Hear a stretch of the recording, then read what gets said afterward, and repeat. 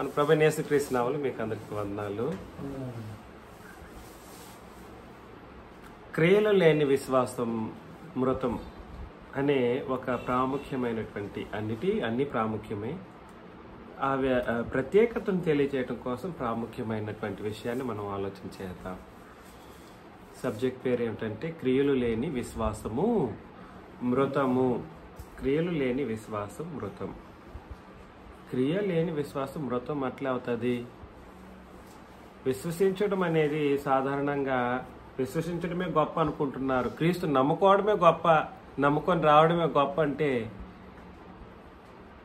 అందులో క్రియలు వేరే చేయాలా అనే ఆలోచనలు చాలా మందికి ఉంటా ఉండొచ్చు. ఎట్లాగా క్రియలు లేని విశ్వసించి రావడమే, క్రీస్తుని నమ్ముకునే దానికి జనాలు ఎంత ఇబ్బంది పడుతున్నారు. అందులో చిన్నరాజా గారు వేరే క్రొత్త నిబంధన 24 గంటలు అన్ని ప్రదేశాలు తిరుగుతూ మాట్లాడుతున్నారు. ఇంకా క్రీస్తు సంఘం లాంటి వాళ్ళే ఫెయిల్ అని ఆయన చెబుతున్నారు. ఇంకెక్కడ విశ్వసించడమే అంత ఇదిగా ఉంటే అందులో క్రియలు వేరే చేయాలా అన్నట్లుగా చాలా మంది అనుకుంటుంటారు. అనుకునే అవకాశాలు కూడా ఉన్నాయి ఈ సబ్జెక్ట్ విన్న తర్వాత. వాస్తవానికి విశ్వాసం ఎంత ప్రాముఖ్యమైనదో క్రియలు ఆ విశ్వాసాన్ని రుజువుపరుస్తాయి అన్నమాట. విశ్వాసం ఎంత కలిగి ఉంటే అంత క్రియలు మనం చేయాలి. విశ్వసించడం అనేది 2 రకాల విశ్వాసాలు. విశ్వాసం ఒక్కటే అని క్రొత్త నిబంధన చట్టం చెప్పినప్పటికీ అక్కడ తండ్రి అందును ప్రభు అందును ఉంచినటువంటి విశ్వాసము, దానికి క్రియ ఏమిటి అని అంటే విశ్వసించడం. అక్కడ నువ్వు క్రియ ఏం చేయటం లేదు, దానికి ఆధారాలు లేని విశ్వాసం. ఆ ఆధారం లేని విశ్వాసం ఒక్కటే. కానీ ఇక్కడ చెప్పబడినటువంటి విశ్వాసం అనేది మొదట ఉంచిన విశ్వాసం లాంటిది కాకుండా, ఇప్పుడు మీరందరూ క్రొత్త నిబంధనలోనికి రాకమునుపు నేను మీకు అందరికీ సువార్త చెప్పాను కదండి. సువార్త చెప్పినప్పుడు మీరు వచ్చారు చూడండి, నమ్మి విశ్వసించి వచ్చారు. ఆ విశ్వాసం క్రియారూపం దాల్చేది జీవితం అన్నమాట. అప్పుడేమో మొదటి విశ్వాసం ఒకటే, ఆ విశ్వాసం ఒకటే, ఎప్పటికీ అందరికీ అది ఒకటే విశ్వాసం. కానీ ఆ విశ్వాసం అనేది క్రియారూపం చేయడం అంటే అర్థం ఏమిటి? మొదట్లో ఆ విశ్వాసం అనేది క్రియారూపం దాల్చే విశ్వాసము జీవితానికి సంబంధించింది. ముందు బాప్తిస్మానికి ముందు తండ్రిని ప్రభువుని క్రీస్తు యేసు మరణం నందు మీరు విశ్వసించారు. ఆ తర్వాత నమ్మారు, ఆయన నమ్ముకున్నారు. అదేవిధంగా పరిశుద్ధాత్ముడు ఉన్నాడనే విషయాన్ని నమ్మారు. అవునండి. అదేవిధంగా సంఘం, క్రొత్త నిబంధన సంఘం మాత్రమే నిజమైనటువంటి సంఘం అన్న విషయాన్ని కూడా గుర్తించగలిగారు. దాన్ని బట్టి నమ్ముకొని గారు మీరు సంఘంలోకి వచ్చారు. అది దాన్ని ఏమంటారంటే విశ్వాసం అంటారు, లేదా క్రొత్త నిబంధన విశ్వాసం అంటారు. కానీ ఇప్పుడు ఈ రోజు మనం ఆలోచించబడుతున్నది ఇంకా విశ్వాసం అంటే అట్లాగే నమ్ముకుంటూనే బ్రతకడమా అనే కాదు. ఇంకా యేసు ప్రభు అలాగే నమ్ముకుంటూనే ఉండాలనా అన్నట్లు కాదు. కానీ ఆ విశ్వాసం అనేది క్రియారూపం దాల్చేటువంటి ఒక జీవితానికి సంబంధించిన విశ్వాసము అనే ఒక సంగతి గురించి మనం ఆలోచన చేయబోతున్నాం. విశ్వాసము క్రియారూపం దాల్చేది ఎప్పుడు అని అంటే మొదట్లో బాప్తీసం తీసుకున్నప్పుడే కాదు ఆ క్రియారూపం దాల్చడం. అక్కడి నుండి ప్రతి కార్యక్రమం కూడా సరే క్రొత్త నిబంధన ప్రకారం మనం నమ్మినటువంటి లేదా నమ్ముకున్నటువంటి విశ్వాసం అనేది క్రియారూపం దాల్చడం, ఇది జీవితానికి సంబంధించింది. అర్థమవుతుందా? అయినా మరలా చెబుతున్నాను, నిబంధన విశ్వాసం ఒకటే అయినప్పటికీ జీవితానికి సంబంధించినటువంటి విశ్వాసం ఎల్లప్పుడూ కూడా సరే అదే విశ్వాసం కాకుండా అందులో కొంత మార్పు అనేది ఉంటూనే ఉంటుంది. ఇది ఎవరి యొక్క వ్యక్తిగత జీవితాలు బేరీజు వేసుకునేటువంటి ఒక అద్భుతమైనటువంటి విశ్వాస క్రమం అన్నమాట. అర్థమవుతుందా? వ్యక్తిగత విషయాలను బట్టి అందరూ ఒకటే రకమైనటువంటి జీవితాన్ని కలిగి ఉంటారు. ఒకరు ఉద్యోగం చేసుకుని బ్రతికే వాళ్ళు ఉంటారు, ఒకరు వ్యాపారం చేసుకుని బ్రతికే వాళ్ళు ఉంటారు, ఒకరు పనులు చేసుకుని బ్రతికే వాళ్ళు ఉంటారు. ఎవరి జీవిత విధి విధానాలను బట్టి వాళ్ళ విశ్వాసాలు ఉంటాయి. కానీ నిబంధన విశ్వాసం మాత్రం ఎప్పటికీ ఒకటే. అందుకని క్రియలు లేని విశ్వాసము మృతము అని చెప్పడం అనేది జీవితానికి సంబంధించినటువంటి విశ్వాస క్రమం. వ్యత్యాసం మీరు గుర్తించగలుగుతున్నారా? క్రియలు లేని విశ్వాసం అనేది జీవితానికి సంబంధించిన విశ్వాస క్రమం అన్నమాట. యాకోబు పత్రిక వచనం మీకు తెలిసే, ఎప్పుడైతే ఆ మాట చెప్పానో వచనం మీకు గుర్తుకొచ్చేసి ఉంటుంది. యాకోబు పత్రిక 2వ అధ్యాయం 26ను మనం చదివినప్పుడు, ప్రాణము లేని శరీరం ఎలాగో మృతమో అలాగే క్రియలు లేని విశ్వాసమును మృతము అని అన్నాడు. ప్రాణం దాన్ని ఇప్పుడు క్రియలు లేని విశ్వాసం మృతం అని ఒక్క మాటలో చెప్పుంటే మనకు అర్థమయ్యి ఉండేది కాదు. ఎట్లాగా? క్రియలు లేని విశ్వాసం మృతము అన్నాడు, చనిపోయిన విశ్వాసం అని చెప్పామనుకోండి, అర్థం చేసుకోవడం చాలా కష్టం. అందుకని దేవుడే రాయించాడు. దాన్ని ఎలా అర్థం చేసుకోవాలంటే, శరీరంలో ఈ ప్రాణం ఉండింది అనుకోండి, శరీరంలో ప్రాణం ఉన్నప్పుడే మనం అందరం ఒకరినొకరు గౌరవిస్తాం, వాళ్ళు మన వాళ్ళని తెలుసుకుంటాం, అన్నీ ఉంటుంది. ఈ శరీరంలో ప్రాణం పోయిందనుకోండి, ఏమవుతుంది పరిస్థితి? శరీరంలో ప్రాణం పోయిందనుకోండి ఏమవుతుంది? శరీరం ఎలాగూ, ప్రాణం లేని శరీరం ఎలాగూ మృతము. అది ఎవరికైనా ఉపయోగపడుతుందా? చెప్పండి చూద్దాం. ఆఖరికి కన్న వాళ్ళైనా, లేదా కన్న పిల్లలైనా, లేదా ఇంకెవరైనా సరే, సొంత బంధువైనా, లేదంటే ఎవరైనా కూడా సరే, ప్రతి ఒక్కరూ కూడా చనిపోయినటువంటి మృతాన్ని తీసుకెళ్ళి ఏం చేస్తారు? పూజ చేస్తారు. పోడవకుండా అలాగే కూర్చొని పెట్టుకుంటారా? అది సాధ్యం అవుతుందా? కుదరదు. కాబట్టి అది ఏమైపోతుందని అర్థం? మృతము ఏమవుతుంది? చనిపోయిన శరీరం మృతం అనే ఓకే, కానీ ఏమవ్వాలి? అది వ్యర్థమైపోతుంది. చనిపోయిన శరీరం ఏమైతుందండి? వ్యర్థమైపోతుంది, కుళ్ళిపోతుంది, నాశనం అయిపోతుంది, తీసుకెళ్ళి పడేస్తారు. ఎవరికి అది దాని అవసరం ఉండదు. అయితే అలాంటిదేనంట, మనం ఎంత విశ్వాసం అని నోటి మాటలతో చెప్పి, ఎలాగా విశ్వాసం అని నోటి మాటలతో చెప్పి, క్రియ లేకుండా ఆ విశ్వాసాన్ని క్రియారూపానికి మార్చడం అనేది విశ్వాస జీవితానికి సంబంధించింది. మీరు పాత నిబంధనలో కూడా నేను మీకు అనేక సార్లు తెలియచేశాను. పాత నిబంధనను పాటించడానికి 3 ముఖ్యమైనటువంటి, పాత నిబంధన నెరవేర్చడానికి 3 ముఖ్యమైనటువంటి పద్ధతులు ఉన్నాయి. ఏమిటి ఆ 3 ముఖ్యమైన పద్ధతులు? పాత నిబంధన నెరవేర్పు పద్ధతులు ఏమిటి? ఇప్పుడు మ్యూట్లో తీయొచ్చు, అన్మ్యూట్ చేసుకొని మాట్లాడవచ్చు చెప్పేవాళ్ళు ఆన్లైన్లో. ముఖ్యంగా నాకు ఆన్లైన్లో వాళ్ళే సమాధానాలు ఇవ్వాలి. నా ఎదురుగా కూర్చున్న వాళ్ళు మాట్లాడకుండా ఉంటే నాకు చాలు. చదవడు కూడా చదవద్దు, దుడుకులు వద్దు, చదవండి. చెప్పండి 3 ముఖ్యమైనటువంటి ధర్మశాస్త్రాన్ని నెరవేర్చే 3 ముఖ్యమైనటువంటి పద్ధతులు చెప్పండి. స్త్రీలు మాట్లాడకూడదని చెప్పాను. 1 ప్రేమని ప్రేమించడం ద్వారా ఏం జరుగుతుందండి? నిన్న కూడా చదివాం కదా వచనం. ధర్మశాస్త్రాన్ని పాటించడానికి 3 ముఖ్యమైన పద్ధతులు. 1 ప్రేమ, అట్మోస్ట్ ఈజియెస్ట్ వే. 2 విశ్వాసం ద్వారా ధర్మశాస్త్రాన్ని నెరవేర్చటం. 3 క్రియల ద్వారా. ప్రేమ, విశ్వాసము, క్రియలు. కానీ క్రియారూపాన్ని బట్టి ఏ ఒక్కడు కూడా సరే నీతిమంతునిగా తీర్చబడలేదు. ధర్మశాస్త్రాన్ని నెరవేర్చలేడు. అది ఎవరి వల్ల సాధ్యం కాదు, ఒక యేసు ప్రభువు తప్ప. రెండవ పాయింట్ మనం ఆలోచన చేసాం. ప్రేమించడం అంటే నేను ఆలోచన చేసినాం ఏమనండి? రోమపత్రిక 13:8 నుండి 14-16 వచనాలు మనం చదివినప్పుడు ఏమైనా ఆలోచన చేసామనంటే, ప్రేమించుట ధర్మశాస్త్రాన్ని నెరవేర్చుటయే అని అన్నాడు. ప్రేమించుట ఏంటంట? ధర్మశాస్త్రాన్ని నెరవేర్చుటయే అని.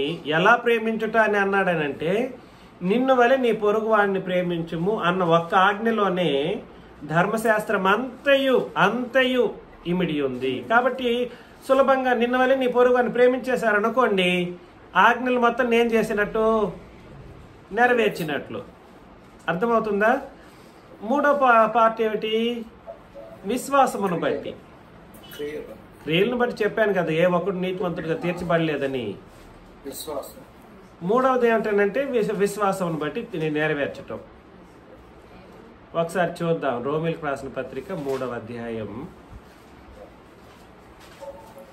రోమీలకు రాసిన పత్రిక 3వ అధ్యాయం 27వ వచనంలో, కాబట్టి అతిశయ కారణం ఎక్కడ? కూర్చొని నిద్రపోకూడదు ఇక్కడ. అతిశయ కారణం ఎక్కడ? అది కొట్టివేయబడిను. అతిశయ కారణం ఎక్కడ? అది వీళ్ళు ఏమనగా అతిశయ కారణం అని అంటే, అతిశయ కారణం ఎక్కడనంటే ఏమంటున్నాడంటే, ఇశ్రాయేలీలు అతిశయించే వాళ్ళు ఎప్పుడు మా దేవుడు మాతోనే డైరెక్ట్గా మాట్లాడేవారు, మా కొరకే ప్రవక్తల్ని పంపేవారు, మేము గొప్పగా బ్రతకాలని దేవుడు ఏం చేసేవారు?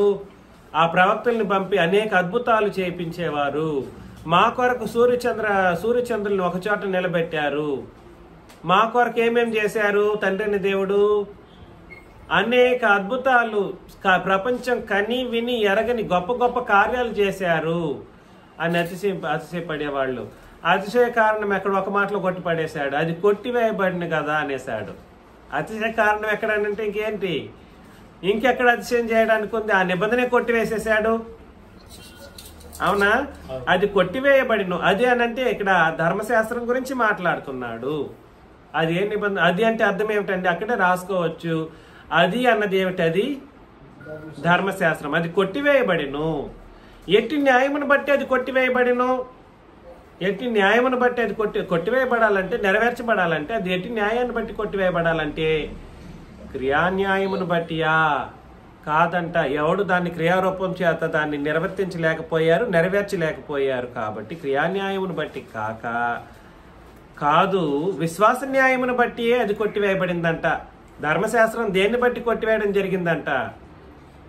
ఇక్కడ యేసు ప్రభువుకు సంబంధించినటువంటి విషయంలో కూడా సరే, ఆయన యేసు ప్రభు అయినా కూడా సరే, క్రియ,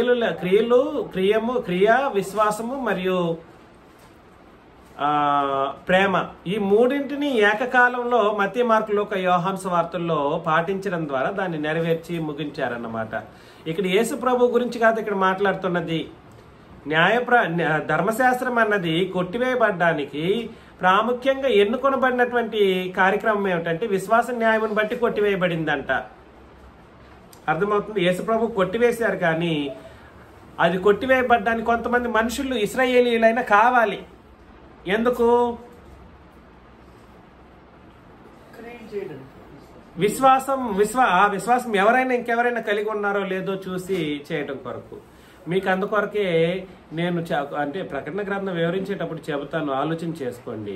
పాత నిబంధన మత్తయి, మార్కు, లూకా, యోహాను సువార్తల్లో 12 మంది అపోస్తులు ఉన్నారు కదండి. ఆ 12 మంది అపోస్తులు ప్లస్ ఆ 12 మంది అపోస్తులతో పాటు క్రొత్త నిబంధనలో 12 మంది అపోస్తులు ఉన్నారు కదా. పేర్లు ఒకటే అయినప్పటికీ మనసులో పెట్టుకోవాలి. పేర్లు ఒకటే అయినప్పటికీ 12 మంది ఇశ్రాయేలీల గోత్రికులు అనబడినప్పుడు, పాత నిబంధన ఇశ్రాయేలీల గోత్రికులు అన్నప్పుడు 24 మంది పెద్దలుగా వాళ్ళు ఎంచబడతారు. మీరు ఎప్పుడైనా ప్రకటన గ్రంథం 5వ అధ్యాయం చదివేటప్పుడు 24 మంది పెద్దలు అనే మాటను మీరు చదువుతూ ఉంటారు, వింటూ ఉంటారు. ఆ 24 మంది ఎక్కడి నుండి వస్తారు? ఒకే వ్యక్తికి 2 వ్యక్తిత్వాలని అందించడం అనేది జరిగిందన్నమాట. గుర్తుపెట్టుకోండి, ఒక వ్యక్తికి 2 వ్యక్తిత్వాలు అందించడం జరిగింది. అపోస్తులు 12 మంది, పాత నిబంధన అపోస్తులు 12 మంది. అదే పాత నిబంధన అపోస్తులు క్రొత్త నిబంధనలో వచ్చారు కాబట్టి వాళ్ళు ఒక వ్యక్తి అయినప్పటికీ వాళ్ళకి 2 అపోస్తలత్వాన్ని బట్టి 24 మంది పెద్దలు అనడం మనం గుర్తు పెట్టుకోవాలి. మరి ఇతరులు లేరా అనే ఆలోచన మీరు చెబుతారు, కానీ ఇతరుల గురించి నేను మరలా కూడా మీకు మాట్లాడతాను. ప్రస్తుతానికి ఈ విషయాన్ని మీరు మనసులో పెట్టుకోండి. వాళ్ళు ఉన్నారా పాత నిబంధనలో నీతిమంతులుగా విశ్వసించారు యేసు ప్రభువుని? మత్తయి, మార్కు, లూకా, యోహాను సువార్తల్లో ఆయన తోచా తప్పకుండా ధర్మశాస్త్రాన్ని బట్టి విశ్వసించిన వాళ్ళు ఎవరు తెలుసు కదండి? ఆ 12 మంది అపోస్తులు.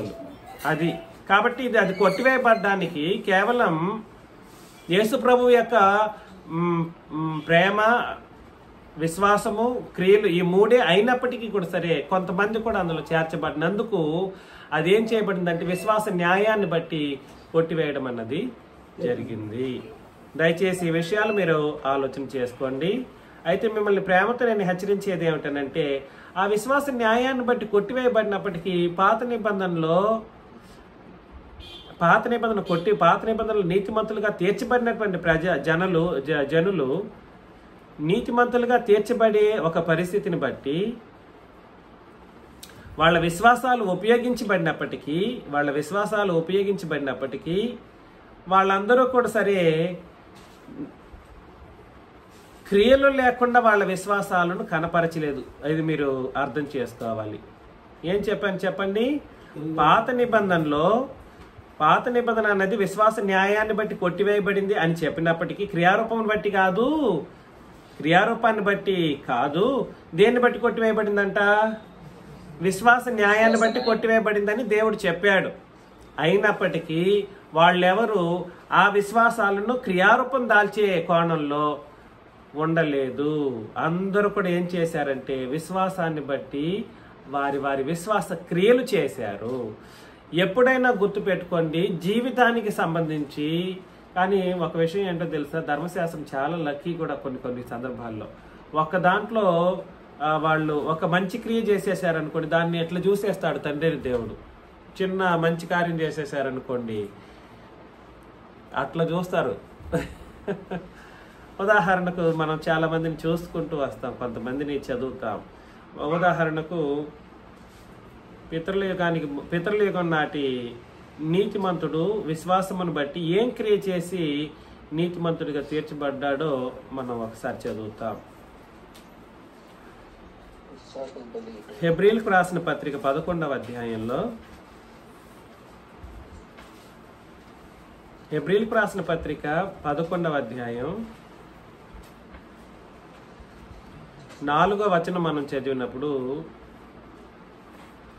హెబ్రీలకు రాసిన పత్రిక 11:4 మనం చదివితే, నేను చెప్పాను క్రియలు లేని విశ్వాసం మృతము, ధర్మశాస్త్రం రెండో పాయింట్ ఏమిటంటే ధర్మశాస్త్రం కొట్టివేయబడినప్పుడు అది క్రియారూపమును బట్టి కాదు, కానీ విశ్వాస రూపం బట్టి, విశ్వాస నియమంను బట్టి లేదా విశ్వాస న్యాయం బట్టి కొట్టివేయబడింది అని చదివాం కదండి. ముందు విశ్వాసము క్రియారూపం చేసే ఒక పరిస్థితిలో మొట్టమొదటి వ్యక్తి 4వ వచనంలో 11:4 హెబ్రీ పత్రిక 11:4లో నేను చదవద్దని చెప్పానా? విశ్వాసమును బట్టి హేబేలు కయ్యూను కంటే శ్రేష్టమైన బలి దేవునికి అర్పించెను. విశ్వాసం ఉంది. మరేంటి విశ్వాసం ఉంది అని అన్నాడు? విశ్వాసమును బట్టి ఏం చేశాడంట? బలి ఇచ్చాడు. మీరేమైనా క్రియలు మనం కూడా సరే క్రియలు చేస్తున్నామని అంటే విశ్వాసమును బట్టి చేయాలి. ఎలా చేయాలి? చాలా మంది మనం క్రియలే చేసుకుంటూ వెళ్తా ఉంటాం. విశ్వాసానికి సంబంధించి ఇందులో దేవుడు ఎలాగా మహిమపరచబడతారు, నేను ఈ దేవుని కార్యం చేస్తున్నాను, ఇందులో ప్రభువు ఎలా మహిమపరచబడతారు అనే ఆలోచనలు. ఆ ఆలోచనతో మనం ఏం చేయాలంటే విశ్వాసమును బట్టి క్రియలు చేయాలి. హేబేలు తన విశ్వాసాన్ని ఎలా కనపరిచాడు అని అంటే, ఎలా కనపరిచాడు? శ్రేష్టమైన బలిని దేవునికి అర్పించెను. దేవుడు అతని అర్పణలను గూర్చి సాక్ష్యం ఇచ్చినప్పుడు అతడు ఆ విశ్వాసమును బట్టి నీతిమంతుడిగా సాక్ష్యం పొందాడంట. కాబట్టి నేను మీకు అందరికీ ప్రేమతో హెచ్చరించేది ఏమిటంటే, పాత నిబంధన వాళ్ళు లేదా పితరుయుగం నాటి వాళ్ళు కూడా సరే విశ్వాసమును బట్టి ధర్మశాస్త్రం కొట్టివేయబడేంతగా వాళ్ళు విశ్వాసం చూపించినప్పటికీ క్రియ లేకుండా మాత్రం వాళ్ళు ఏమి ఒట్టి క్రియారూపమును బట్టి కాకుండా విశ్వాస క్రియలను బట్టి, దేన్ని బట్టి అండి? విశ్వాస క్రియలను బట్టి తమ విశ్వాస జీవితంలో కార్యాలు చేశారు, క్రియలు చేశారు. ఏం చేశారు? క్రియలు చేశారు. కాబట్టి క్రియ మంచి క్రియ, అది విశ్వాసపు క్రియగా మనం చేసినట్లయితే ఏమై ఉండేది? ఏమవుతారంట? నీతిమంతులుగా తీర్చబడతారు. మీరు ముందు ఆలోచన చేసుకోండి. మనం మరలా చెబుతున్నాను, నీతి కూడా ఒకటి అని చెప్పానా? మొదట క్రీస్తు రక్తం చేత కడుగబడినప్పుడు నీతిమంతులుగా తీర్చబడేస్తాం. అది ఒక రోజులో అయిపోయేది కాదు. ఆ నీతి వేరు, అది క్రీస్తు ద్వారా అనుగ్రహించబడినటువంటి నీతి. కానీ మనం జీవితంలో మనం చేసేటువంటి క్రియలను బట్టి మన యొక్క నీతి అనేది ఏం చేయబడాలి? రుజువు చేయబడాలి. రుజువు చేయబడాలి. దానికి ఏం అవసరం? విశ్వాసపు క్రియ. క్రియ మాత్రం కాదు, అదే చెప్పేది నేను. ఏం అవసరం? విశ్వాసపు క్రియ అవసరం. విశ్వాసపు క్రియ అవసరం. నేనేం చెప్తున్నది ఏమైనా అర్థమవుతుందా? హేబేలు శ్రేష్టమైనటువంటి బలిని దేవునికి, అంటే ఆ శ్రేష్టమైన బలి అన్నప్పుడు ఏమిటి అర్థం? ఈ బలి శ్రేష్టమైనది అన్నప్పుడు ఏమిటని అర్థం? చాలా ప్రేమించాడు తండ్రిని. చాలా తండ్రిని ప్రేమించి ఎంతో కుతూహలంగా, ఎంతో సంతోషంగా నా తండ్రికి నేను ఈ బలిని నేనేం చేయాలని అంటే అర్పించాలని ముందుకొచ్చాడనమాట. మొట్టమొదటిగా ఆ తండ్రి ఎంత సంతోషించి ఉంటాడో, పరలోకపు తండ్రి ఎంత సంతోషించి ఎంత మాట చెప్పేశాడంటే, అతని దేవుడు చెప్పాడు సాక్ష్యం. ఏమని? అతని అర్పణలను గూర్చి సాక్ష్యం ఇచ్చినప్పుడు ఇతను నీతిమంతుడు అని అన్నాడు అనమాట. అంత సంతోషంగా క్రియలు చేయటం మనకు అవసరం. అంతకంటే గొప్ప విశ్వాసం కలిగిన వాళ్ళమే, కానీ క్రియారూపం దాల్చే విషయంలో మాత్రం కొంచెం వెనకబడ్డాం. అంతటి అర్పణలు, అంతటి కార్యక్రమాలు మనం చేయలేకపోతుంటాం. హనోకుని చూడండి 5వ వచనంలో, విశ్వాసమును బట్టి హనోకు మరణము చూడకుండానట్లు కొనిపోబడిను. అతను కలిగి ఉన్న విశ్వాసం ఏం చేసింది? మరణం చూడకుండా కొనిపోబడిను. అతడు కొనిపోబడక మునుపు దేవునికి ఇష్టుడై ఉండనని సాక్ష్యం పొందెను. కాగా దేవుడు అతన్ని కొనిపోయిన కనుక అతడు కనబడలేదు అని తెలియజేశాడు. కాబట్టి పరిస్థితి ఏమిటండి? ఎట్లా బ్రతికాడంట దేవునికి? క్రియ ఏంటి? మీరు ఒకవేళ చార్ట్ లాగా రాసుకునే వాళ్ళు, ఆ వ్యక్తి పేరు, అతను విశ్వాసపు క్రియ, ఆ తర్వాత దాని రిజల్ట్, తర్వాత ఎవరైనా మీరు ప్రాజెక్ట్ చేయండి. వ్యక్తి పేరు, విశ్వాసపు క్రియని దయచేసి రాయకండి. విశ్వాసపు క్రియ, ఆ తర్వాత దాని రిజల్ట్, ఆ వ్యక్తులు ఏమేమి పొందుకున్నారు. నేను మరలా ఇక్కడ కూడా ఇవాళ మీకు అందరికీ చెప్పేది ఏమిటంటే, మీ క్రియ చేయడం ద్వారా కాకుండా, ఏం భోజనం పెట్టేస్తాం సరిపోతుంది అన్నట్లు కాకుండా, అది ప్రేమతో సంతోషంగా దేవుణ్ణి క్రీస్తును మహింపరిచేటట్లుగా మనం ఏమైనా చేసామనుకోండి, దానికి ఖచ్చితమైన ఫలితం దక్కక మానదు. ఖచ్చితమైన ఫలితం దక్కక మానదు. అది తండ్రిని ప్రభువుని ఘనపరిచేటట్లుగా ఉండాలన్నమాట. 7వ వచనంలో 6వ వచనం మరొకసారి, విశ్వాసము లేకుండా దేవునికి ఇష్టడై ఉండుట, తిరిగి విశ్వాసం అన్నాడు. విశ్వాసం లేకుండా దేవునికి ఇష్టడై ఉండుట అసాధ్యమని చెప్పి, దేవుని యొద్దకు వచ్చివాడు ఆయన ఉన్నాడనియు తన్ను వెదకు వారికి ఫలము దయచేయవాడనియు నమ్మవలెను కదా. మీరు విశ్వాసపు క్రియ చేస్తున్నప్పుడే ఎదురు చూడొచ్చు, నాకు ఇంకేదో జరగబోతుంది మంచిది నా కుటుంబంలోనో, నాలోనో, నా జీవితంలోనో అని వెదకాలంట. మీరు ఇట్లా కూర్చోండి, అట్లా కూర్చోండి. మనుషులు చూస్తున్నప్పుడు విజిబిలిటీ పోతుంది. కాబట్టి మనం ఏం చేయాలి? విశ్వాసపు క్రియ చేస్తూ ఉన్నప్పుడు దేవుడు ఏం చేస్తున్నాడని మనం నమ్మాలంట. తన్ను వెదకు వారికి ఫలము దయచేయవాడనియు నమ్మవలెను కదా అని అన్నాడు అన్నమాట. కాబట్టి మనం ఏదైనా విశ్వాసపు క్రియ జరిగిస్తున్నామనంటే దానికి ఫలం రాక మానదు. దయచేసి ఆలోచన చేయండి. విశ్వాసం లేకుండా దేవునికి ఇష్టడై ఉండుట అస్సలు అసాధ్యం. అంటే దేవా మోకరించి ప్రార్థనలు, ఎప్పుడు ప్రార్థనల్లో వేడడం, ఇది ఇవ్వు, అది ఇవ్వు, ఆరోగ్యం ఇవ్వు, ఇదేనా? ఎక్కడ క్రియ? ఎక్కడ విశ్వాసం? అది కాదు. నాకు అది ఇవ్వు, ఇది ఇవ్వు, మా 24 గంటల పాటలు, మోకరింపు ప్రార్థనలు, తర్వాత ఇంకేముంటాయి చెప్పండి? ప్రార్థనలు వ్యక్తిగత జీవితంలో నా వరకు నేను 3 పూట్ల ప్రార్థన చేస్తారంటారు ఒకరు. తర్వాత ప్రార్థన చేస్తున్నారు, సంఘం గురించి ప్రార్థన చేస్తున్నారు, ఆ తర్వాత అన్ని చేస్తున్నారు, క్రియలు కనబడట్లేదు అక్కడ వెనకాల. అలాంటి వాళ్ళంట దేవుడు ఖచ్చితంగా అసహ్యించుకుంటాడంట. దేవుడికి ఇష్టడై ఉండట అసాధ్యం అంటే అర్థం ఏమిటి? అబ్బా అసహ్యించుకుంటాడు. పోర నువ్వు నీకు ఎప్పుడు ఏది ఇది కావాలా, ఇదే కావాలా నీకు, నీ క్రియలు ఎక్కడరా అంటాడన్నమాట. కాబట్టి విశ్వాసం అనేది కేవలం మాటకు సంబంధించింది కాదు. విశ్వాసం అనేది దేనికి సంబంధించింది మాత్రమే కాదు,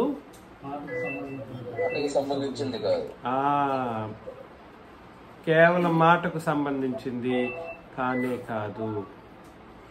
మరలా చదువుతా నెక్స్ట్ వచనం. ఎవరైనా ఆన్లైన్లో వాళ్ళు చదవండి. మర్యాదాస్ గారు మ్యూట్లో పెట్టండి, సౌండ్ వినిపిస్తుంది మీ దగ్గర, వెనకాల బ్యాక్గ్రౌండ్ సౌండ్.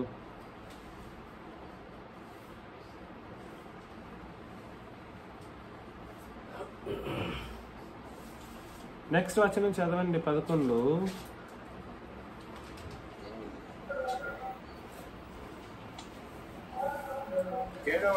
అవును బ్రదర్. విశ్వాసమును బట్టి నోవహు అది వరకు చూడని సంగతులను గూర్చి దేవుని చేత హెచ్చరింపబడి భయభక్తులు గలవాడై తన ఇంటి వారి రక్షణ కొరకు ఒక ఓడను సిద్ధం చేసెను. అందువలన అతడు లోకం మీద నేర స్థాపన చేసి విశ్వాసమును బట్టి కలుగు నీతికి వారసుడాయను. అబ్బా చూసారా, విశ్వాసమునకు కలుగు నీతికి ఏమయ్యాడంట? వారసుడు. చూడండి, మీరు అనుకుంటున్నారు మనం అయితే, నేను ఇప్పుడు క్రొత్త నిబంధన మీకు అందరికీ బోధించి మిమ్మల్ని అందరినీ ప్రాంతీయతను బట్టి కాకుండా, ఆ తర్వాత అంతటి వరకు మునుపటి వరకు ఉన్నటువంటి విశ్వాసాలను బట్టి కాకుండా, ఇంకేదైనా దాన్ని బట్టి కాకుండా ఏం చేశాను తెలుసా? మనం అందరం కలిసి క్రొత్త నిబంధన సంఘంగా ఇక్కడ కూర్చోగలిగాను. నేను ఒకవేళ నాకేమైనా అయినా కూడా సరే, మీరందరూ ఉన్నారనే ఒక ఇది నాకు ఉంది, ధైర్యం ఉంది. కానీ ఒకరినొకరు పురికొల్పుకునేడానికి మనుషులు ఉన్నారు. తమ్ముడు నరేంద్ర ఉన్నాడు, బాబు కుమార్ ఉన్నాడు, ఇస్సాక్ ఉన్నాడు, మా నీర్వాయిలో వాళ్ళు ఉన్నారు, గుంటూరులో అమ్మగారు వాళ్ళందరూ ఉన్నారు, మర్యాదాస్ గారు వాళ్ళు ఉన్నారు, విజయ్ కుమార్ గారు వాళ్ళందరూ ఉన్నారు. అదేవిధంగా హైదరాబాద్లో ఆ సిటీ మొత్తానికే అమ్మగారు వాళ్ళు అనుకోవచ్చు, బెంజమిన్ అంకుల్ గారు వాళ్ళు. మేము ఈ సిటీ మొత్తానికే ఉన్నామని. అట్లాగా సిటీ మొత్తం కాదు, ఆ రోజు ప్రపంచం మొత్తానికేనండి. నోవహు కాలంలో ప్రపంచం మొత్తానికే. నేను బాబు కుమార్ని చూసి నేను ధైర్యపడవచ్చు, రేపొద్దున నేను భరత్ గారిని చూసి ధైర్యపడవచ్చు, తిమోతి గారిని చూసి ధైర్యపడవచ్చు. మీరందరూ ఒకరినొకరు ధైర్యంగా మా వాళ్ళు ఉన్నారనే ఆలోచన మీకు రావచ్చు. కానీ ఆ రోజు అట్లా ధైర్యపడడానికి కూడా ఎట్టి సందర్భమే లేదు. సర్వప్రపంచం పాపమయమైపోయింది. నోవహు కాలంలో ప్రపంచం మొత్తం చెడ్డగా మారిపోయిందన్నమాట. అట్లాంటి సందర్భంలో ఒక కుటుంబాన్ని 8 మందిని నడిపిస్తున్నటువంటి నోవహు జీవితాన్ని ఒకసారి మీరు ఆలోచన చేస్తే ఎంత ఇదిగా ఉంటుందో. అసలు ఇప్పుడే ఇంతమందిని మనం చూసుకుంటూ కూడా కొన్ని సందర్భాల్లో ఏంటి ఎవరు రావట్లేదు, మనది నిజమేనా అనే ఒక అవిశ్వాసపు ఆలోచన విధానాలు వచ్చే అవకాశాలు కూడా ఉంటాయి. అమ్మో, కానీ అమ్మగారు వాళ్ళని కొంతమందిని వెనకాల నుండి లాగడానికి ఆయన ప్రయత్నం చేసినప్పుడు ఏమయ్యారు? వాళ్ళకి దెబ్బేసి వచ్చారు. అది సంతోషం. కానీ నేను చెబుతున్నాను, ఒకవేళ నేను లేకపోయినా లేదా మీరు ఒక్కరుగానే ఉన్నారని అనిపించినా కూడా సరే, మీ విశ్వాసం నుండి మాత్రం మీరెవ్వరూ మరడానికి వీలు లేదు. అది దేవుని ఆజ్ఞ. ఆ కాలంలో అట్లా నోవహు చేస్తుంటేనండి అసలు ప్రపంచం ఉండేది కాదు. నోవహు ఒక్క కుటుంబమే, నోవహు యొక్క ఒక్క కుటుంబం, కోట్లాది మంది ప్రజలు, సర్వము చుట్టూ పాపులే. ఎట్లుంటారండి చెప్పండి? అతను ఓడ కడుతూ ఉంటే, కడుతున్నాడు వాడ, నీళ్ళు వస్తుందంట, పైనుండి వస్తుందంట, కింద నుండి వస్తుందంట అని అపహాస్యం చేసిన వాళ్ళు. అపహాస్యం చేసే వాళ్ళ మధ్యలో మనం బ్రతకగలమా? కనీసం ఈ వార్డ్రేవ్లోనే బాధపడే అవకాశాలు ఉంటాయి. వాళ్ళు నన్ను చూసి ఎట్లా అంటారు, వీళ్ళు ఎట్లా అంటారు, అట్లా అంటారు. అదంతా మనం నిజముగా విశ్వాస క్రియ అంటే మీరు విత్ స్టాండ్ అయ్యి మీ విశ్వాసాలను మీ క్రియారూపంలో చూపించాల్సినటువంటి పరిస్థితులు ఉన్నాయి. దయచేసి ఈ విషయాలు మీరు ఆలోచన చేసుకోండి. చాలా తీవ్రమైనటువంటి ఒక పరిస్థితి. మనం నోవహు గురించి ఆలోచన చేసినప్పుడు విశ్వాసమును బట్టి నోవహు అది వరకు చూడని సంగతులను గూర్చి దేవుని చేత హెచ్చరింపబడి, అది వరకు చూడని సంగతులు ఏమిటంటే ఆకాశం నుండి నీళ్లు పడలేదు, ఆకాశం నుండి వర్షం పడలేదు, భూమి నుండి నీళ్లు ఉబికి వచ్చేటువంటి ఒక పరిస్థితి కూడా సరే డైరెక్ట్గా చూడలేదు. చూడని సంగతుల గురించి దేవుని చేత హెచ్చరించబడినప్పుడు ఏం కలిగి ఉన్నాడంట? భయభక్తులు కలిగిన వాడై తన ఇంటి వారి రక్షణ కొరకు ఒక ఓడను సహితం సిద్ధం చేసుకున్నాడు. అందువలన అతడు లోకం మీద నేరస్థాపన చేసి, దేని మీద అండి? ఎందుకు? సర్వలోకము పాపంలోనే ఉంది.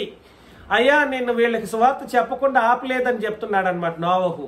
నేను చెప్పాను తండ్రి, బాబులారా మీ పాపాలని మానుకోండి, మీ పాపాలు మానుకొనేసి దేవుడు చెప్తున్నాడు, దేవుని వైపు తిరగండి అని నేను చెప్పాను. కానీ వాళ్ళు ఏం చేయలేదు, లోబడలేదు, విధేయత చూపించలేదు. అందుకని ఇంకా నేను కాదు, నేను చెప్పేశాను, వాళ్ళు నేరం చేసిన వాళ్ళు, వాళ్ళని నువ్వేం చేస్తావో చేసుకో అని తండ్రిని దేవునికి చెప్పేశాడు. నేరస్థాపన చేశాడన్నమాట. వాళ్ళు పాపులు తండ్రి, నేను ఎంత చెప్పినా వాళ్ళు వినలేదు. రేపొద్దున మనం కూడా సరే మన ప్రదేశాల్లో మనం ఉంటున్నాం కదా, మనం చెప్పిన వాళ్ళు చెప్పితే వస్తే వాళ్ళకి మంచిది, రాకపోతే మనం కూడా నేరస్థాపన చేయొచ్చు. నేను చెప్పాల్సింది చెప్పాం, రాకపోతే ఇది ఎవడి బాధ్యత? దేవుడి బాధ్యత, మన బాధ్యత కాదు. కాబట్టి లోకం మీద నేరస్థాపన చేసి విశ్వాసమును బట్టి కలుగు నీతికి వారసుడాయను. కాబట్టి ఇక్కడ ఆలోచన చేయండి. నేను ఎక్కువ మంది గురించి మాట్లాడబోయేది లేదు, ఈ అధ్యాయం మొత్తం చెప్పబోయేది లేదు. కొంతమంది గురించి నేను మాట్లాడుతున్నాను అంతే. నేను ఇంకా క్రొత్త నిబంధన విశ్వాసరాలు గురించి ఒక ఆమె గురించి మీకు చెప్పాలని ఆశపడడం ద్వారా ఎక్కువసేపు ఈ విషయాల గురించి మాట్లాడకుండా ఒక ఆమె గురించి నేను మాట్లాడాల్సిన అవసరత నాకు ఉంది. కాబట్టి ఆమె గురించి ఒకసారి మనం వెళ్ళిపోదాం. అపోస్తల కార్యములు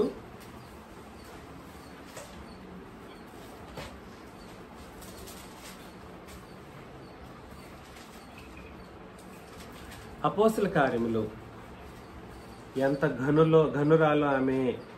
9వ అధ్యాయం 36 నుండి మన వచనాలు చదువుతాం, 43 వచనాల వరకు. అపోస్తల కార్యములు 9వ అధ్యాయం 36 నుండి 43 వచనాల వరకు. మరియు యొప్పేలో తబితా అనే ఒక శిష్యురాలు ఉండెను. తబితా అనే ఒక శిష్యురాలు ఉండెను. ఆమెకు భాషాంతరము దొర్కా అని పేరు. ఆమె సత్క్రియలను ధర్మకార్యములను బహుగా చేసి ఉండెను. ఎలా చేసిందంట? శిష్యురాలు అన్నప్పుడే ఏమని అర్థం అండి? శిష్యురాలు, శిష్యులు ఏమన్నా ఆ మాట చెప్పినప్పుడు శిష్యులు ఎప్పుడవుతారండి? వచనం చెప్తే బాగుంటది. యేసు ప్రభు అపోస్తుల్ని పంపించేటప్పుడు ఏం చేయమన్నాడు? సమస్త జనులు నాకేం చేయమన్నాడు? శిష్యులుగా చేయండి. నమ్మి ఏం చేయాలి? దాన్ని ఏం చేయాలి? నమ్మి మన 2 వచనాలు కలిపి మాట్లాడుతున్నాను ఆ విషయాన్ని. శిష్యులు ఎప్పుడవుతారంటే విశ్వాసులు కాకుండా శిష్యులు కాలేరు. ఇక్కడ ప్రత్యేకించి ఉపదేశకునికి దగ్గరైన వాళ్ళు శిష్యులు, మిగిలిన వాళ్ళు శిష్యులు కాదని కాదు. ఇక్కడ నాకు కాదు శిష్యులు, మీరు ప్రభువుకి శిష్యులు. అందులో మీరు ఆలోచన చేయండి. యొప్పేలో తబితాను ఒక శిష్యురాలు ఉండేను అన్నప్పుడే ఆమె విశ్వాసరాలు అని అర్థం అన్నమాట. ఏమని అర్థం? విశ్వాసురాలు. ఆమెకు భాషాంతరం దొరక అని పేరు. ఆమె సత్క్రియలకు ధర్మకార్యములకు బహుగా, సత్క్రియలను ధర్మకార్యములను ఎలా చేసిందంట? బహుగా చేసి ఉండెను అని అన్నాడు. శిష్యులు లేదా శిష్యురాలు లేదా విశ్వాసులు విశ్వాసపు క్రియారూపం దాల్చేటప్పుడు వాళ్ళు ఎలా ఉండాలంట? శిష్యురాలు అన్నందుకు ఆమె ఏం చేసిందండి? సత్క్రియలు చేసింది. సత్క్రియలు చేసింది, ధర్మ కార్యములను బహుగా చేసి ఉండెను. బహుగా చేసి ఉండెను. 37లో ఆమె ఆ దినములందు ఆమె కాయలాపడి చనిపోగా. కాయలాపడి అంటే తెలుసా? జబ్బు పడి ఆమె చనిపోయిందండి. ఎంత దాన ధర్మాలు చేసేదో. సంఘంలో శిష్యురాలుగా ఉంటూ విశ్వాసులుగా తన విశ్వాసాన్ని బట్టి సత్కార్యం అంటే ఆమె ముందుండేది. ఏదైనా చేయాలంటే నేను చేస్తాను అని అన్ని విషయాల్లో ముందున్నటువంటి ఆ శిష్యురాలు ఏం చేసిందంటే ఆమెకు అనారోగ్యం వచ్చి ఏమైపోయింది? కాయలా పడి చనిపోయింది. వారు శవమును కడిగి మేడగదిలో పరుండబెట్టిరి. వారెవరండి? సంఘం ఏం చేసిందంటే ఆమెని బాడీని క్లీన్ చేసి అక్కడ మేడగదిలో పండబెట్టేశారు. ఎంత బాధపడి ఉంటారో మరి సంఘం వాళ్ళు.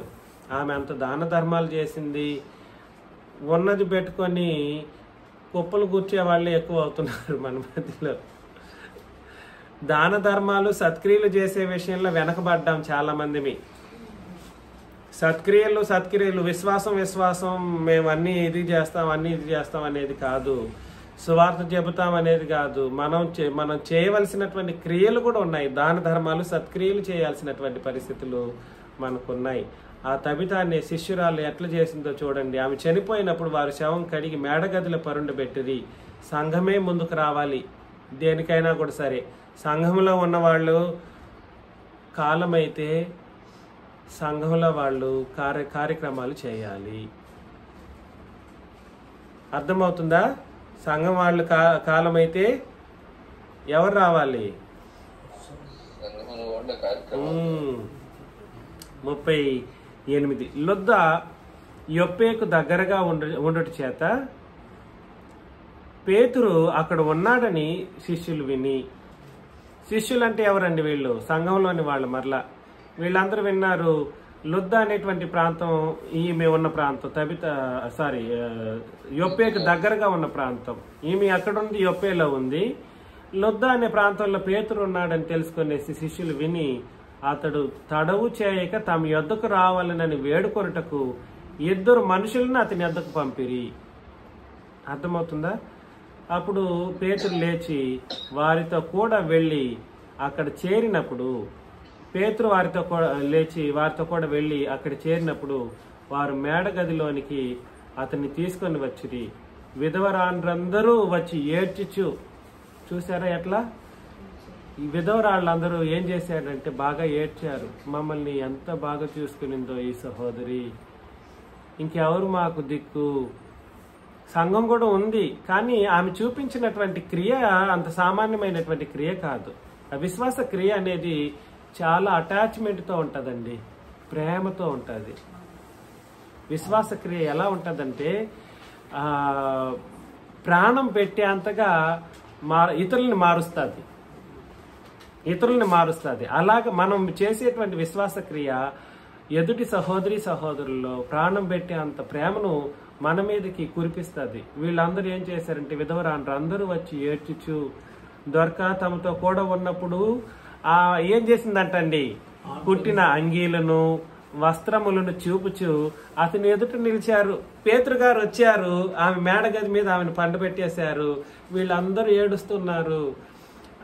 వచ్చినప్పుడు ఎంట్రన్స్ లో వచ్చి నిలబడినప్పుడే వీళ్ళందరూ వెళ్ళి పేతురుని చూసి, అయ్యా మాకు ఎట్లాంటి పని చేసిందో చూసారా, అసలు మాకు మా అంగీలు కుట్టేది, ఆ తర్వాత మాకు వస్త్రాలు మాకు ఇచ్చేది, అని ఆ వస్త్రాలను చూపి అతని ఎదుటి నిలిచి బోర్న ఏడ్చేశారన్నమాట విధవరాండ్రు అందరూ. మనం సంఘంలో అలాగే ఎవరైనా ఉంటే విశ్వాసపు క్రియ చేయాలండి. దయచేసి ఆ పని చేయాలి. ఎంత బాగుందో చూసారా? పేతురు అందరిని వెలుపలికి పంపి మోకాళ్ళలోని ప్రార్థన చేసి శవం వైపు తిరిగి తబిత లెమ్మనగా ఆమె కన్నులు తెరిచి పేతురును చూచి లేచి కూర్చుండెను. చూసారా? ఇక్కడ ఆమె బ్రతికినప్పుడు ఒకవేళ ఆమె చేయాల్సిన పని చేసింది. ఆమె రిటర్న్ ఎదురు చూడలేదు దేవుని దగ్గర నుండి. ఏం చేస్తాడు, నాకు పరలోకం ఉంటే చాలు అనుకొని తన పని మాత్రం ఆమె చేసింది. కానీ ఇక్కడ రిజల్ట్ ఏమొచ్చింది చూసారా? ఏంటి రిజల్ట్? క్రొత్త నిబంధనలో ఎంత గొప్ప కార్యం జరిగిందో చూసారా? క్రొత్త నిబంధన విశ్వాసం పోయిన ప్రాణాన్ని సహితం తిరిగి లేచేటట్లుగా చేసిందన్నమాట. లేచి కూర్చుని చూసింది అన్నమాట అతన్ని. అతడు ఆమెకు చెయ్యి ఇచ్చి లేవనెత్తి పరిశుద్ధులను విధవరాండ్రును పిలిచి ఆమెను సజీవురాలుగా వారికి అప్పగించెను. అబ్బా, అప్పుడు ఎలా ఉంటుంది పరిస్థితి? అప్పటి వరకు వెళ్ళిపోయిన దుఃఖం సంతోషంతో ఇంకా ఏడ్చుంటారు. అబ్బా, నా దగ్గరికి వచ్చేసింది నా సోదరి, మా దగ్గరికి వచ్చేసింది. ఇంకా కౌగులించుకొని ఎంత సంతోషకరమైన ఆనంద బాష్పాలతో ఆ ప్రదేశం నిండి ఉండుంటుందో ఒకసారి ఊహించుకుంటే ఎంత బాగుందో కదండి. మీ జీవితాల్లో మన సంఘం అలా రాగలుగుతుందా ఆలోచన చేసుకోండి. నేనేం చేశాను సంఘంలో ఉన్న సహోదరులకి? నేను అందుకే చెబుతున్నాను మరలా, నా మొదటి స్టాండ్ పాయింట్ నుండి ఇప్పటి వరకు అదే చెప్తున్నా. మీరు ఇప్పుడు చెప్పకూడదు కానీ లోకానికి ఎక్కువ చేస్తారండి సంఘంలో ఉన్నవాళ్ళు. సంఘంలో ఉన్న వాళ్ళని అంత ఇదిగా చూడరు. లోకానికి కావాలంటే ఎంత కావాలంటే అంత చేస్తారు. లోకపు బంధువులు కావచ్చు, లోకపు మనుషులు కావచ్చు, లేదనంటే ఏమంటారు వాటలు చేసుకునేసి బస్ స్టాండ్లో వాటిల్లో వెళ్ళి ఇచ్చేసి వచ్చే కార్యక్రమాలు చేస్తూ ఉంటారు. ముందు ఎక్కడ చూడండి అయ్యా, సంఘంలో ఉండే వాళ్ళందరూ సంఘంలో ఉన్న వాళ్ళని మొదట సత్క్రియలతో కార్యరూపం చేయాల. అది విశ్వాసపు క్రియ అన్నమాట. ఏం క్రియ అది? విశ్వాసపు క్రియ. ఇది విశ్వాసులు చేయవలసినటువంటి క్రియ. తద్వారా ఏం జరిగిందనంటే ఏం జరిగింది? అది 30 తెలిసినప్పుడు అనేకులు ప్రభువునందు విశ్వాసం. వినండి, ఆగండి. ఆమె చేసిన విశ్వాస క్రియ వలన ఏం జరిగిందని అడిగాను. రిజల్ట్ ఏమిటి? సజీవురాలుగా బ్రతికించబడెను. మరలా పోయిన ప్రాణాన్ని తిరిగి తెప్పించేసింది అన్నమాట ప్రార్థన. పేతురు గారి ప్రార్థన. ఇప్పుడు అలా జరుగుతుందని నేను చెప్పలేను కానీ ఖచ్చితంగా దానికి తగినటువంటి ఫలితాన్ని మాత్రం మీరు పొందక మానరు.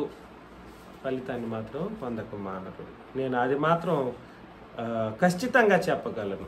తర్వాత ఇది యొప్పే అందంతటా తెలిసినప్పుడు అనేకులు ప్రభువునందు విశ్వాసం ఉంచిరి. ఎందుకు విశ్వాసం ఉంచారు? ఆ అద్భుతం జరిగినందుక కాదు. మరలా చాలా మంది ఈ కోణంలో తీసుకెళ్తా ఉంటారు. అద్భుతం జరిగినందుకు ఈ ప్రభువునందు విశ్వాసం ఉంచారని. అద్భుతం జరిగినందుకు కాదు, పోయిన ప్రాణం తిరిగి వచ్చినందుకు కాదు. అక్కడ ఉన్నటువంటి సంఘ భావన ఎంత గొప్పదై ఉందో, ఆ సంఘ భావనలో విశ్వాసం అనే మాట ఉంది చూడండి. శిష్యులు పరిశుద్ధులు అనే మాట ఉంది చూడండి. ఆ పరిశుద్ధులు చేసినటువంటి క్రియల వలన వాళ్ళంతగా మంచిగా బ్రతికి అంత ప్రేమతో బ్రతికినందుకు అందరూ ఏం చేశారంటే, మేము ఇంత సంఘం ఎంత గొప్పగా ఉంది అని చెప్పినప్పుడు వాళ్ళందరూ ఏం చేశారంటే, అట్లాంటి సంఘం మాకు కూడా కావాలి, అలాంటి సంఘంలో మేము కూడా ఉండాలి అని వాళ్ళందరూ ఏం చేశారంటే ప్రభువునందు విశ్వాసం ఉంచిరి. విశ్వాసం అనే పదంలో అనేక మాటలు దాగి ఉన్నాయి. నేను ఇంతకు ముందు క్రియలు అని చెప్పాను. తర్వాత బాప్తిస్మము అనేది కూడా విశ్వాసంలో దాగి ఉందని చెప్పాను. సువార్త కూడా విశ్వాసంలో దాగి ఉందని చెప్పాను. గుర్తుందా మీకు? విశ్వాసం అని చెప్పబడాలని అంటే దానికి ముందు ఏం చేయాలి? సువార్త చెప్పాలి. సువార్త చెప్పకుండా వినకుండా విశ్వాసం అనేది కలగడం కుదరకూడదు. అర్థమవుతుందని నేను చెప్పేది. కాబట్టి పరిశుద్ధులను విధవరాలను పిలిచి ఆమెకు సజీవురాలుగా వారికి అప్పగించును. ఇది యొప్పే అందరికి తెలిసినప్పుడు అనేకులు ప్రభువునందు విశ్వాసం ఉంచిరి. పేతురు యొప్పేలో సీమోనను ఒక చర్మకారుని యొద్ద బహుదినములు నివసించెను అని అన్నాడు. కాబట్టి యొప్పేలో సీమోన్ అనే ఒక పరిశుద్ధుని ఇంట్లో పేతురు గారు ఏం చేసేవారంటే చర్మకారుని యొద్ద బహుదినాలు నివసించాడంట. అంటే అర్థం ఏమిటంటే పేతురు అపోస్తులు అంటే చూడండి, వాళ్ళు ఒక చోట ఉండి సేవ చేసిన వాళ్ళు కాదు. ఒక్కొక్క చోటకి ఒక్కొక్క సంఘాన్ని ఏర్పరచుకొని ఇది నా ఏరియా అని గీత గీసుకున్న వాళ్ళు కాదు. సంఘాన్ని వాళ్ళ క్రీస్తు సంఘం వాళ్ళు మా స్థానిక సంఘం అంటాడు ఒకడు. ఎలాగా? మా స్థానిక సంఘం రా అంటాడు అన్నమాట. స్థానిక సంఘమా గీనిక సంఘమా? ఎక్కడ చెప్పాడు మాట క్రొత్త నిబంధనలో? స్థానిక సంఘాలు లేవు, గీనిక సంఘాలు లేవు. దయచేసి ఈ విషయం మీరు అందరూ ఆలోచన చేయండి. అపోస్తులు ఆ పద్ధతిలో ఎప్పుడు కూడా సరే సంఘాన్ని నడపలేదన్నమాట. మొదటి శతాబ్దం సంఘాన్ని ఒక్కొక్క ప్రదేశానికి ప్రాంతానికి తమ బోధనలు ఉపదేశించి చెప్పినప్పటికీ కూడా సరే ఆ పత్రికల్ని ఇతర సంఘాలకు కూడా ఇతర దేశాల్లోని సంఘాలకు కూడా పంపించేవారు. కాబట్టి మిమ్మల్ని అందరినీ నేను ప్రేమతో హెచ్చరించే విషయం ఏమిటంటే సంఘం ఎన్ని? ఈ భావనతో ఎంత పర్ఫెక్ట్గా మనం దేవుని కార్యం చేస్తున్నాం మీరు ఆలోచన చేయండి. సంఘం ఒక్కటి అని ప్రతి ఆదివారం నేను చెప్పకుండా మీకు రొట్టె విరవనివ్వట్లేదు, పాత్రలో చెయ్యి వేయనివ్వట్లేదు. ఎవరికైనా అది మనసుకు తటితే మీరు చెప్పొచ్చు. అందుకని నేనేం చెప్పడానికి ప్రయత్నం చేస్తున్నాను అంటే మనమందరం కూడా సరే ఇప్పుడున్నటువంటి మనందరికీ తబిత ఒక రోల్ మోడల్గా ఉంది. తబిత ఏం చేసిందనంటే కష్టాల్లో ఉన్న వాళ్ళని ఆదుకునేది. ఒక్క స్త్రీనేనంట మా ఇంట్లో నాకెవరు సహకరించట్లేదు అని చెప్తే, మా ఇంట్లో మాకెవరు సహకరించట్లేదు అని అంటే ఎవరింట్లోనూ సహకరించట్లేదు. అందుకని మన విశ్వాసాన్ని వదిలిపెట్టేస్తామా? విశ్వాసాన్ని వదిలిపెట్టడం అంటే క్రియను వదిలిపెట్టడం అని అర్థం అన్నమాట. కాబట్టి క్రొత్త నిబంధనలో వ్యక్తులు అంత గొప్పగా ఉండేవాళ్ళండి. మొదటి శతాబ్దం క్రొత్త నిబంధనలో ఎఫెసీయులకు రాసిన పత్రిక 2వ అధ్యాయం 6 నుండి 10 వచనాలను చదివినప్పుడు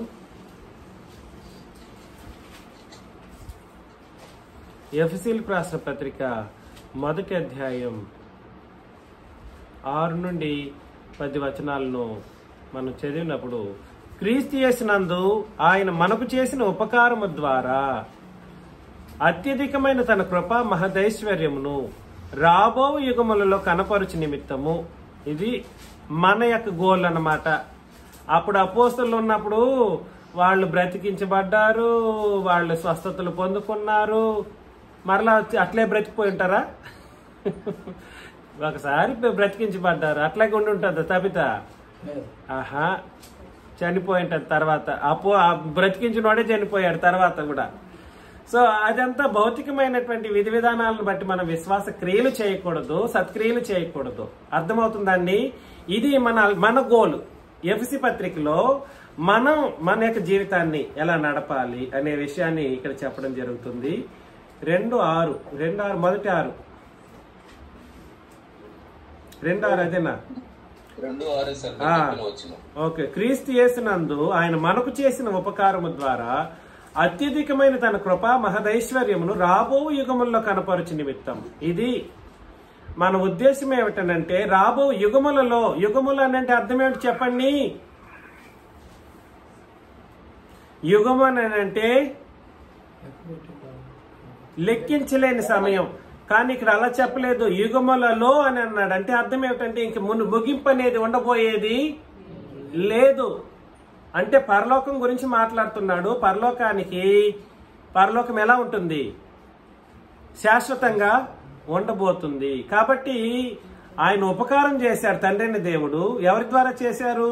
క్రీస్తు నందు తండ్రిని దేవుడు ఉపకారం చేసి అత్యధికమైన తన కృపా మహదైశ్వర్యమును రాబో యుగముల్లో కనపరుస్తాడు. కృపా మహదైశ్వర్యాన్ని ఎప్పుడు కనపరుస్తాడు?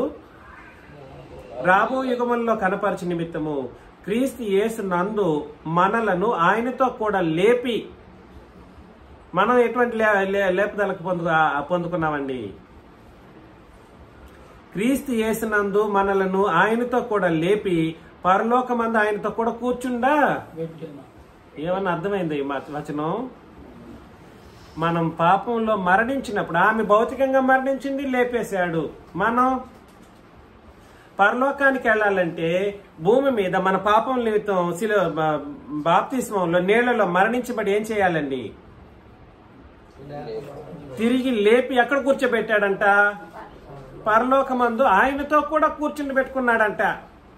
అబ్బా, ఆల్రెడీ మీకు స్థానం రెడీ అయిపోయిందని దాని ఉద్దేశం. మీకు నరకమే లేదు అని దాని అర్థం. ఏమి రెడీ చేశాడు ముందు?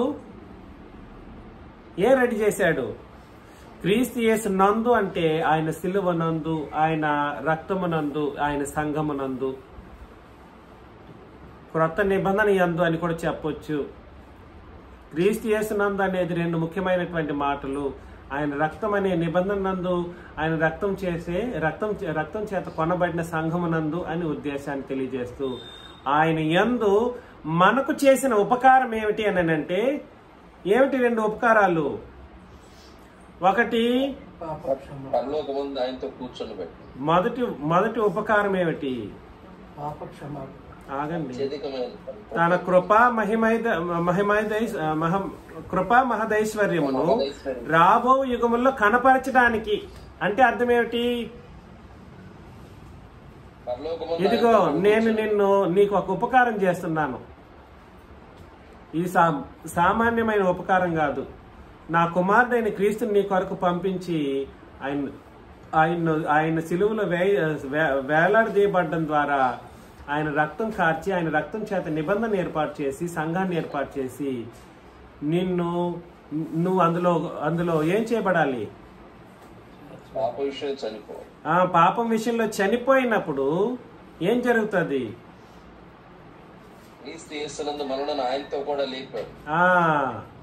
ఒకటి, భూమి మీద మనల్ని క్రీస్తు యేసునందు పాపరహితమైన జీవితంతో తిరిగి లేపాడు. రెండు, పరలోకంలో నేను నీకేమిస్తానంటే కృపా మహదైశ్వర్యాన్ని నీకు ఇస్తానని చెప్పి ఎక్కడ కూర్చోబెట్టేశాడు మనల్ని? క్రీస్తుతో పాటు కూర్చుండబెట్టేశాడంట. అంటే మీకు సీటు ఖరారైపోయింది. సీట్ ఏమైపోయింది? రెడీ అయిపోయింది. క్రొత్త నిబంధన చేసిన గొప్ప ఉపకారం. దేవుడు ఉపకారం చేస్తాడంటే డైరెక్ట్ కనబడి ఉపకారం చేయడు. తన నిబంధన ద్వారాను, నిబంధన సంఘం ద్వారాను తన ఉపకారాన్ని చేస్తాడు. ఎంత ఉపకారమో కాదండి ఇది. ఏంటి, పరలోకంలో నీకు సీటు రిజర్వ్ చేసి పెట్టేశాడు. ఇప్పుడే కూర్చుండి పెట్టానంటే ఆల్రెడీ నిన్ను కూర్చోబెట్టేశాడు. ఇంక నీకు వేరే మార్గం లేదని అర్థం అన్నమాట. దీనికి మాత్రం అందరి మనసులు సంతోషిస్తూ ఉంటాయి. దేనికి? అబ్బా, నాకు పరలోకం వచ్చింది, మా నిబంధనలో ఉన్నాం, మేము ఇదంతా నమ్మామని అంటూ ఉంటాం. నెక్స్ట్ వచనంలో కొంచెం బాధపడతారు. 8, మీరు విశ్వాసము ద్వారా కృపచేతనే రక్షించబడి ఉన్నారు. దేని ద్వారా అండి? విశ్వాసము ద్వారా కృపచేతనే రక్షించబడి ఉన్నారు. మనం విశ్వసించాం, ఆయన కృపచేత ఏం చేశారు? రక్షించారు. ఇది మీ వల్ల కలిగినది. రక్షణవతి మీ వల్ల కలిగినది కాదు, అది దేవుని వరమే. అది క్రియల వలన కలిగినది కాదు గనుక ఎవడును అతిశయపడ వీలు లేదు. క్రియల వలన కలిగింది కూడా కాదంట. నెక్స్ట్ చెప్పేశాడు 10వ వచనంలో, మరియు వాటి యందు మనం నడుచుకొనవలనని దేవుడు ముందుగా సిద్ధపరిచిన సత్క్రియలు చేయుటకై. ముందుగానే సిద్ధపరిచి పెట్టేశాడు సత్క్రియలు చేయుటకై. మనము క్రీస్తు యేసునందు సృష్టించబడిన వారమై ఆయన చేసిన పని అయి ఉన్నాము అని అన్నాడు అనమాట. అంటే అర్థం ఏమిటో తెలుసా మీకు? పరలోకంలో కూర్చుండి పెట్టేశాడు, మీకు సీటు ఖరారైపోయింది అన్నప్పుడు మన మనసులు తేలికగా సంతోషించాయి. ఆ తర్వాత వచనంలో విషయాలు మాత్రం మనం అర్థం చేసుకోలేకపోతున్నాం. విశ్వాస క్రియలు చేయబద్దులమై ఉన్నామంట. ఏం చేయాలి? దేవుడు ముందుగా సిద్ధపరిచిన సత్క్రియలు చేయుటకై, సత్క్రియలు చేయుటకై మనము క్రీస్తు యేసునందు సృష్టించబడిన వారమై ఆయన చేతి పని అయి ఉన్నాం. కాబట్టి మీ గోలంతా ఏమిటంటే, ఇంకా క్రొత్త నిబంధన ప్రకారం బాప్తిస్మం పొందుకొని సంఘంలో చేర్చబడిన తర్వాత సత్క్రియలు చేయటయే మన పనులుగా పెట్టుకోవాలి. ఏం చేయాలి? సత్క్రియలు చేస్తున్నానని చెప్పి సంఘాన్ని ఎడాపెడా బాధ పెట్టకూడదు. నేను చేస్తున్నాను, నువ్వెందుకు చేయట్లేదు? నీకెవడు చెప్పాడా అధికారం? దేవుడు చెప్పాడా? నీకే దేవుడు చెప్పలేదు. సంఘాన్ని బాధపరిచేటువంటి సాతాను బుద్ధులు మనకు ఉండకూడదు. నేను చెప్పేది మీరు అర్థం చేసుకుంటున్నారా? దయచేసి ఆలోచన చేయండి. సత్క్రియలు ఎవరికి వాళ్ళే చేయాలి. అందుకని నేను చెప్పింది వాళ్ళ ఇష్టానుసారంగా చేయాలి. అప్పుడే సత్క్రియ అవుతుంది. అది ఎవరి విశ్వాసం బట్టి వాళ్ళు చేస్తారు.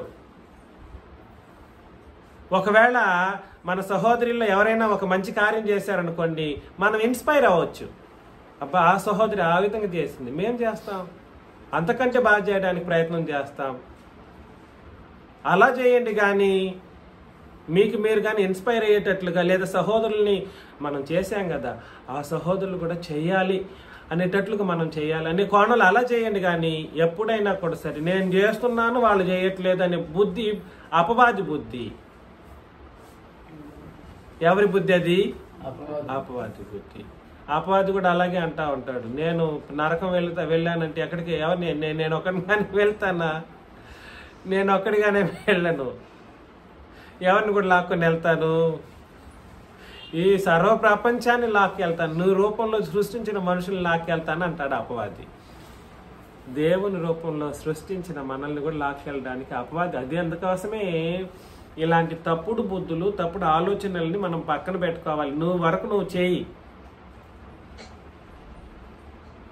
కానీ నువ్వు విశ్వాసపు సత్క్రియలు చేసినప్పుడు ఏం జరుగుతుందండి? దానికి ఫలితాన్ని ఖచ్చితంగా ఇస్తాడు. కానీ ఈ భూమి మీద ఇస్తాడు అని నేను ఖండితంగా చెప్పగలను. ఒకవేళ ఇవ్వలేదనుకుంటే మన ఉద్దేశం అక్కడ ఏమిటంటే చెప్పేశాడు. మరొకసారి చదువుతాం.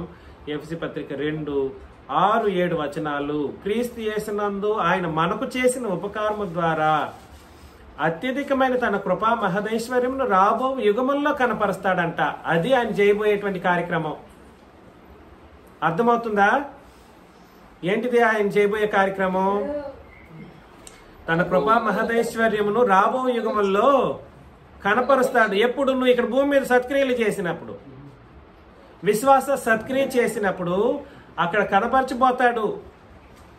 ఆ తన కృపా మహదైశ్వర్యం కనపరచబోవడానికి నిన్ను ఇప్పుడే ఏం చేసేసాడంట? క్రీస్తునందు నువ్వు పాపంతో మరణించినప్పుడు క్రీస్తునందు నిన్ను మృతుల్లో నుండి లేపి, అంటే పాప మృతి నుండి లేపి ఎక్కడ కూర్చోబెట్టాడు? ఆల్రెడీ పరలోకంలో కూర్చుండబెట్టేశాడు. ఎంత అష్యూరెన్స్ అండి ఇది! అష్యూరెన్స్ అంటే అర్థం ఏమిటి?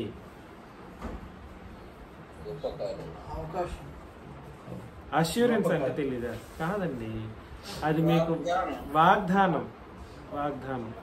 మీకు ఖచ్చితంగా పరలోకం ఉంది. ఆ ఖచ్చితంగా పరలోకం ఉందని చెప్పిన ఆయనే అందుకొరకే నిన్ను సత్క్రియలు చేయటానికి కోసం ఎన్నుకున్నాడంట. క్రీస్తు చేసిన పనిగా నిన్ను పెట్టాడంట. అర్థమవుతుందండి? సత్క్రియలు మనం అందరం విశ్వాస క్రియలు చేద్దామా? సత్క్రియలు చేద్దాం. సత్క్రియలు అనే ఒక పెద్ద సబ్జెక్ట్, చాలా పెద్ద సబ్జెక్ట్. అది మనం ఫ్యూచర్లో ఆలోచన చేద్దాం. ఎలా చేయాలి అనే విషయంలో మనం ఆలోచన చేద్దాం. ఎవరైనా సత్క్రియలు చేస్తున్నాడు అన్నప్పుడు కూడా సరే, కొంతమంది మేము అది చేయలేము అన్నట్లు కూడా అంటూ ఉంటారు. ఇంకొకరు చేస్తున్నారు అనుకోండి, మనం అందరం వెళ్ళాం, సత్క్రియలు చేసి వాళ్ళు చేస్తున్నారు, ఆ సత్క్రియలు పాలుభాగం అవ్వడానికి వెళ్ళినప్పుడు మనం ఇబ్బంది పడకూడదు. వాళ్ళ తాకత్తును బట్టి, వాళ్ళు చేసేటువంటి పరిస్థితులను బట్టి అన్నిటికీ మనం అడ్జస్ట్ అవ్వాలి. అది ప్రేమ. అర్థమవుతుంది కదండి? కండిషన్స్ 24 గంటల కండిషన్స్ పెట్టుకుంటూ, ఇబ్బందులు పెట్టుకుంటూ చేయకూడదు. ఇది తగదు, పరిశుద్ధులకి తగదు. అది అర్థమవుతుందండి? కాబట్టి ఆలోచన చేయండి.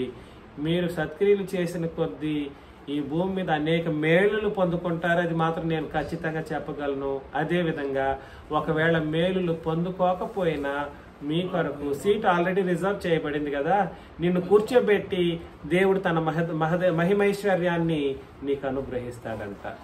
నువ్వు చేసావు ఆ రోజు సత్క్రియ, అని నీ జీవితాంతం చేసుకుంటూ వచ్చావు, ఇదిగో నీ సీటు, ఇందులో కూర్చో, నేనేం చేస్తాను,